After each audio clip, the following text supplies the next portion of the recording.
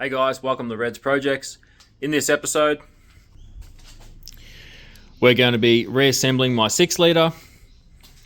My crank is all ready to go. If you've seen last episode, I swapped the reluctor wheel because this is a Gen 4 crank, so I swapped it to a 24X and I welded it, so this is all ready to go.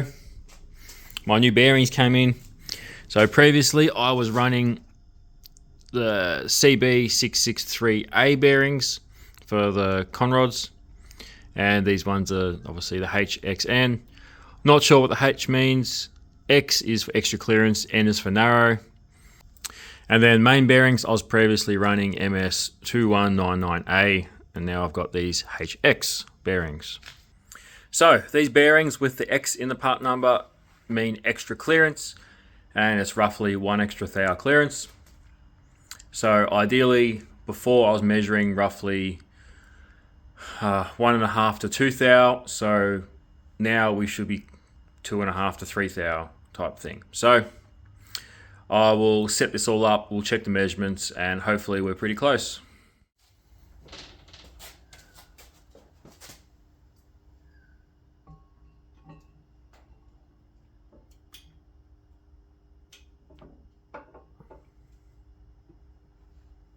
So another thing that's interesting with these bearings, let's see the coating on them. They look completely different. They've got nice pretty colors. Almost looks like a heat treat. So I'm not sure what that coating is, because I'm used to bearings that look like this, that are got that matte white silvery kind of look to them. Although this one's pretty worn, but I just thought that was kind of interesting. I've seen that on other race style bearings, so I'm not sure what it is. I'll have to do some research, but it does look cool anyway.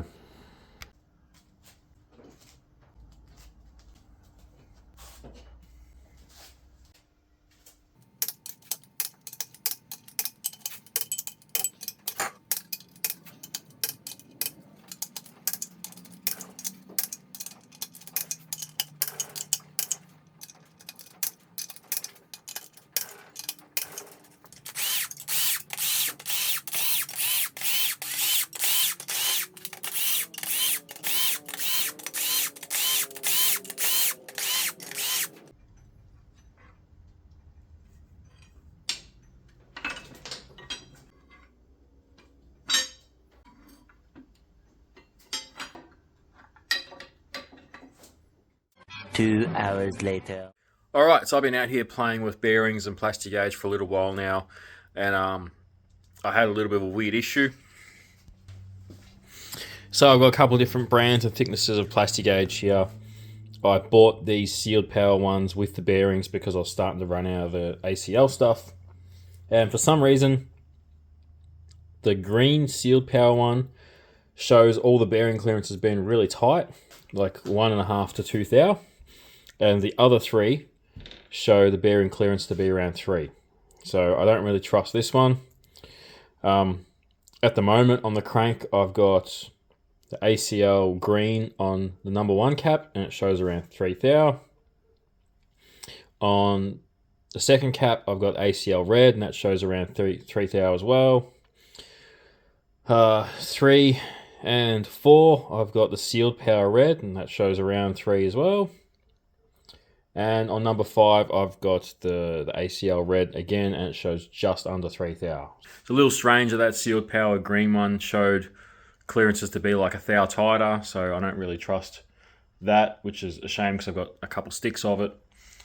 But I'm pretty happy that the main bearing clearance is good. So I'm going to pull the crank out, put some assembly lube in, torque the crank up, and it can stay in there. And then I can spend the next couple of hours doing all that process again for the big end bearings. Plastic gauge is not the best way to measure this. It's just the easy, toolless way of doing it. So I'm definitely going to be looking at getting some dial bore gauges and micrometers and stuff.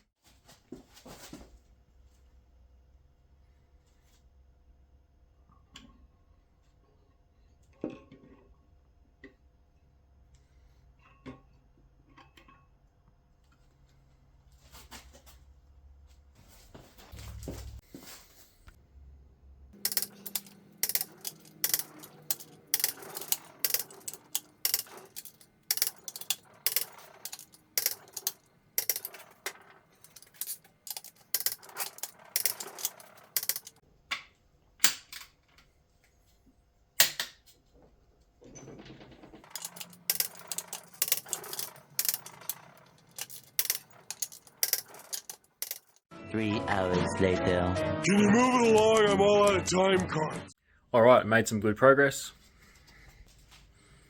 Every big end is done, torqued, ready to go. I checked every big end with the plastic gauge with the ACL red stuff, and they were all between probably 2.5 and 3 thou, except for number 7, that guy right there. That was closer to 2 than 3, but confidently they're all between 2 and 3 thou. Including the mains as well. All the bearings are between 2 and 3. So I'm happy with that. That's where I wanted it to be. It did take a while, but we got it all done. Timing chain's on. Obviously sprocket, oil pump. I just got that on there, and I was just about to take the relief out, and I want to shim this one, try and get a little more pressure out of the pump. When I realise it's just after midnight, so I'm gonna call it for tonight and continue on in the morning.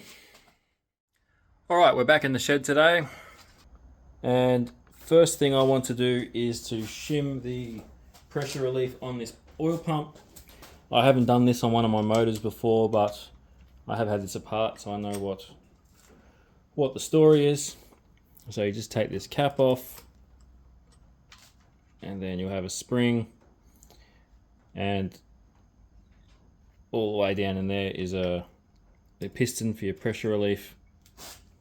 I found some washers that are the right diameter, so 3 of these washers ends up being 83 thou or 2.1 millimeters, so I'm going to go with that. Some people go more, some people go less, so we just stick them in the cap there. Now I'll just cheat, put the spring on that way, and just tighten her up. Supposedly we should have a little bit more oil pressure at higher RPM. It shouldn't affect idle because your pressure relief valve shouldn't be open and idle, but it should slow it opening, so we should get some more oil pressure where it counts. Alright, so all the hard work's done. Now I just need to seal this motor up by putting all the covers back on and the temporary sump.